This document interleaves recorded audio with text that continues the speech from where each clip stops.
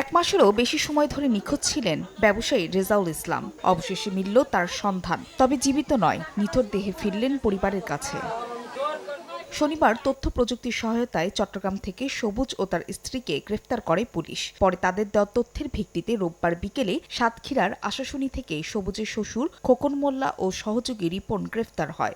এ সময় বাড়ির ঘেরের পাড়ে পুঁতে রাখা রেজাউলের লাশ উদ্ধার করা হয়। 7 জন ব্যক্তিকে পুলিশ আটক করে থানা পুলিশে জিজ্ঞাসাবাদ করে পরবর্তীতে লাশ উদ্ধারপূর্বক যশোর মেডিকেল কলেজ হাসপাতালে রাখা হয়।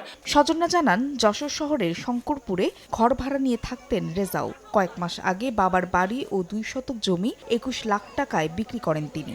পরবর্তীতে জমি কিনে দেওয়ার কথা বলে সেই টাকা হাতিয়ে নেয় প্রতিবেশী রিপন হাওলাদার ও সবুজ। কিন্তু হঠাৎই 22 মার্চ থেকে নিখোঁজ হন রেজাউল ইসলাম। এ ঘটনায় রেজাউলের পরিবার সদর থানায় জিডি করলে রিপন ও তার পরিবারের সদস্যরা পালিয়ে যায়। সবুজ রিপন এরা এই যুক্তি করে এই কাজটাগুলো করেছে। সবুজের সাথে যারা জড়িত ছিল আব্বুকে গুম করার পিছনে, খুন করার পিছনে, তাদেরকে যেন ফাঁসি দেওয়া হয়। সে টাকা পয়সা ওদের কাছে, আর এরা মারি ফেলে দিল, তাহলে এরা কিভাবে বেঁচে থাকবে, ভবিষ্যতে কিভাবে থাকবে। নিহত রেজাউল কাপড় ও টেইলার্সের ব্যবসা করতেন। সময় সংবাদ, যশোর।